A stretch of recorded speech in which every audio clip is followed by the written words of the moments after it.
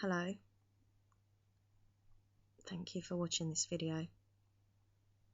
It'll probably be the last video I ever make. I needed to do this video. I needed to tell my story in case I never get to tell my story again. I want people to know who I am, what I've been through, what I've become. I'm a vampire. Yeah, I know you're probably thinking that they're just in fiction, in films and books. I'm proof that they do exist, because I am one. I wanted to make this video because I needed to. I've got nobody to talk to. I'm alone in a bedsit with no friends, no loved ones, and my only company is this.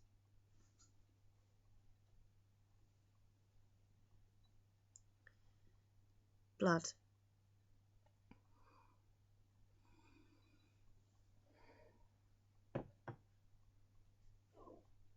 This video is going to be difficult because I'm going to be reliving how I got to this stage. But it's got to happen.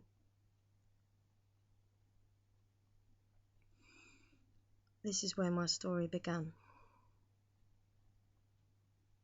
5 years ago, I was a happy goth, if they exist. I enjoyed nothing more than dressing up with my group of friends, dyeing my hair funny colours.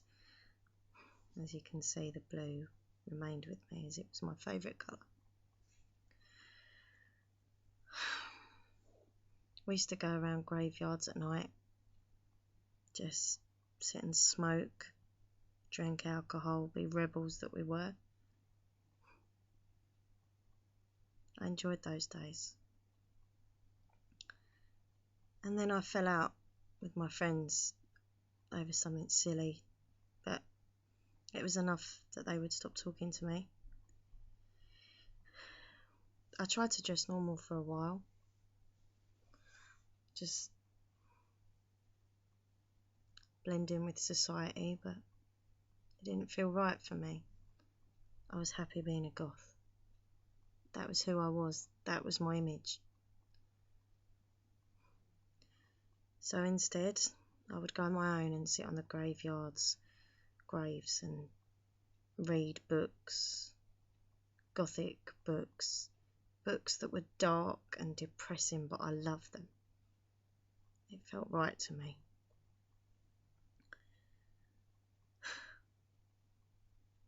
I didn't really have that much money. I was a normal teenager.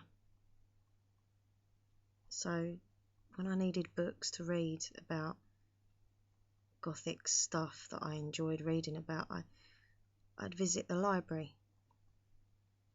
I enjoyed the quietness, the peace, the tranquility of it. No one seemed to judge you in the library. They were there just to read and get into their own little worlds, I suppose, you know. That's what I was doing. Even though I was alone, I felt comfortable. That was the day that I met River. I remember I'd sat up on the 3rd floor of the library, all on my own in a dark corner. I was reading my book, Dracula. Of all the books in all the world, I decided to read a vampire classic, which, looking back, is quite ironic. She came up to me and asked if anyone was sitting on my table. Of course, I replied no. It'd been ages since I'd actually sat near anyone. She was so pretty, and like me, she had a gothic style. I immediately felt warm to her, like maybe we'd be two of a kind because of her image. Stereotypical, you might think, but when you're a goth, it's hard to find other goths that understand your image and why you dress the way you dress. She sat down, and in her hand she had a book of vampire poetry. I tried not to look or stare. I didn't want to make her feel uncomfortable. But then our eyes caught. She looked at me, looking at her, and she smiled. I smiled back and shyfully said that I was sorry. I didn't mean to stare at her, that I just noticed she was reading vampire poetry and thought it was pretty cool. She saw the book I was reading. She said it was a classic story. I think we continued to talk about vampires and books we'd read for about an hour, obviously whispering as we were in the library. She then asked what I was up to afterwards, and I just said I was going to go home. She asked me if I wanted to go for a walk and maybe go for a coffee. Said that she was feeling a bit down. I told her about my fallout with my friends, and she took advantage of that. We had a walk along the riverbank nearby. It was lovely, just talking about family and friends and love, all the normal things that girls talk about, even if they have got coloured hair. And then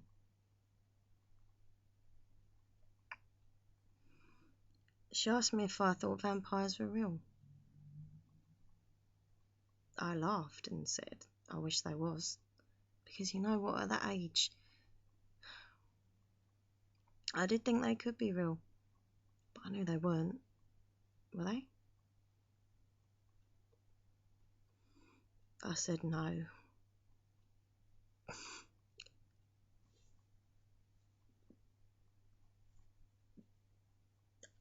I really always wanted to be a vampire, you know, as a kid. That dark side of me. It seemed appealing at the time, you know, living forever and being superhuman and beautiful and having no flaws. She then asked me to go carry on the walk with her, which I did. Even though it was getting late, I should have rung my mum and dad, but they didn't really seem to care. Maybe they did. It didn't feel like it.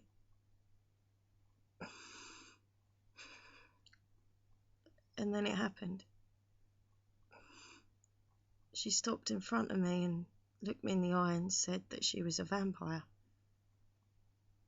I just thought she was playing about. I thought it was humorous. I laughed at her face. She didn't laugh. She said she'd been a vampire for 30 years and that she was lonely, that she couldn't have any relationships or friendships, and she needed someone to be a companion, a friend.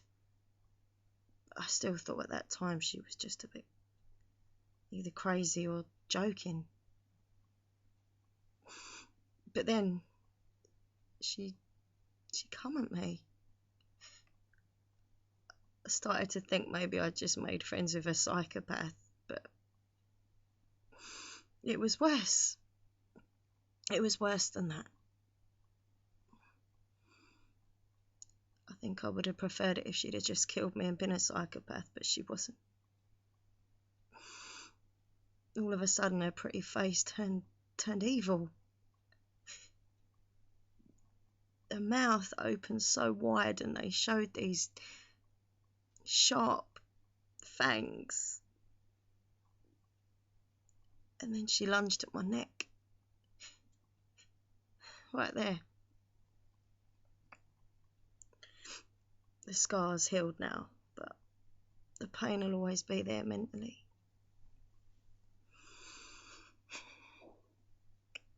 I just remember feeling this pain, this awful pain.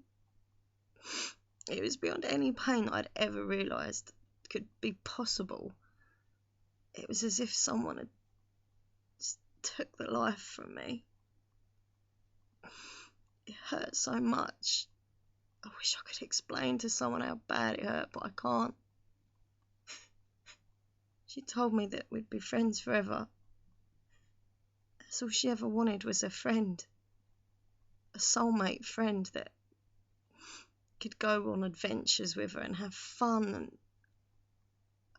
I just felt dizzy and unsure of where I was. The next thing I knew, I'd passed out.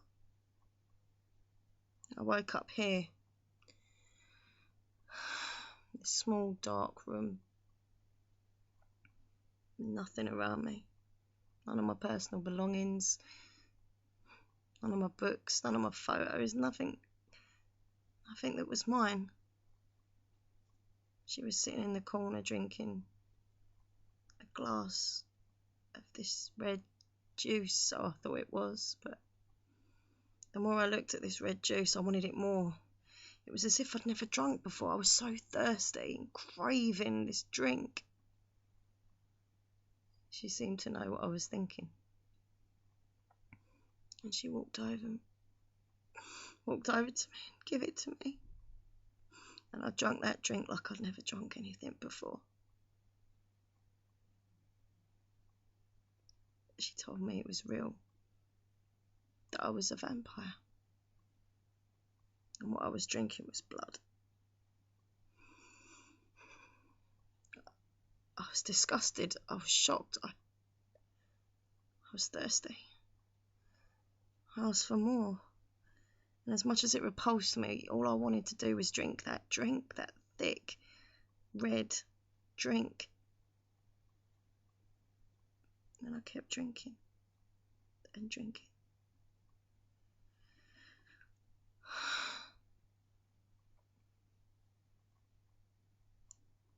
My life is so crap.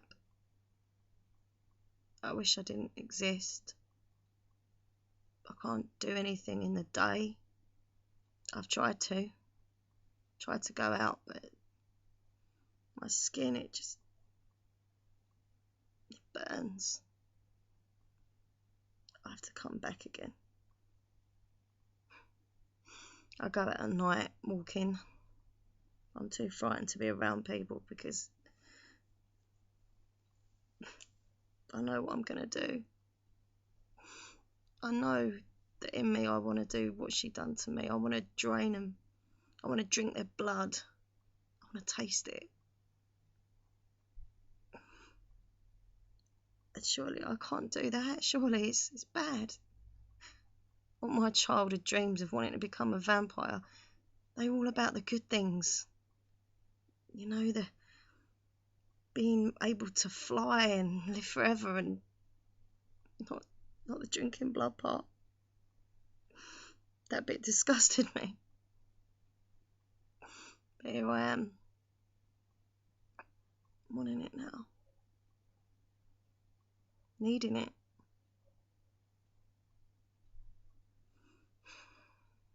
She's been gone 4 days now. She's the one who gets me the blood. I don't ask any questions. I just sit here, waiting for her to bring me the blood, and she's not here. And this is the only glass that I have left. This is my only supply I have left. Then I want it so badly, but I know that once I've drunk this, I've got no more. I don't even think she's going to come back.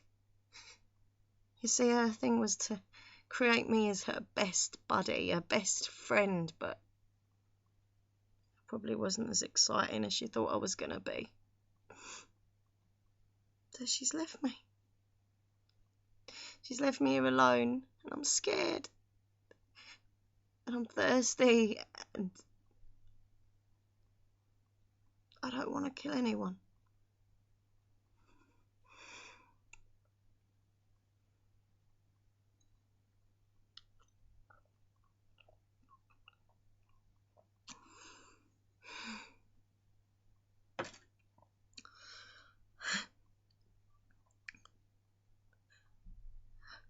If anyone's watching this,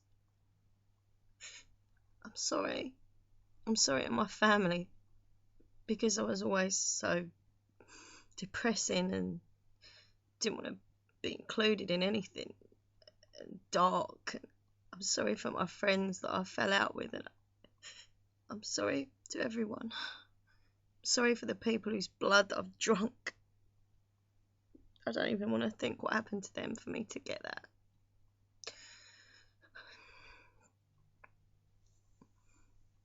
And I just want to say that I'm not a bad person. I'm just a vampire. Before I go,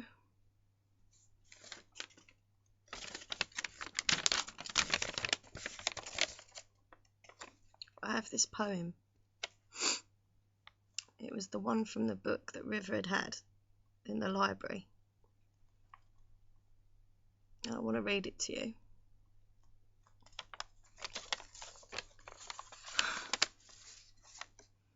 I'm here forever, and I'll never disappear. I'm not afraid of death, so I have to be. I ride the wind alone. I forever walk the night. I see through many eyes. I'm the shadow of the night. When you take me by my hand and tell me you won't be like me, I think of the life I have to live and the pain that you can't see. And you know about me now, so my secret is no longer safe. The decision that's in front of me now will decide your fate. I'm the years that pass. I've done what I could have done. I live upon the pain. I live alone as one. I fly in the moonlight. I run the forest floors. I live in another world. I hold the keys to all the doors. And when you take me by my hand and tell me you want to be like me,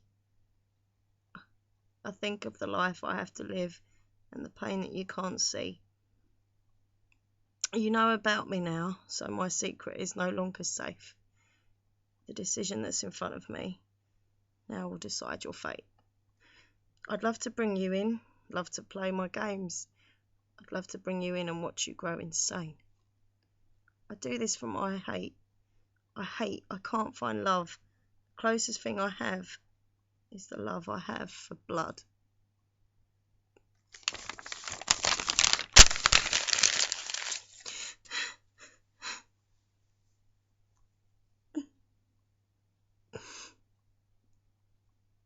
I'm alone.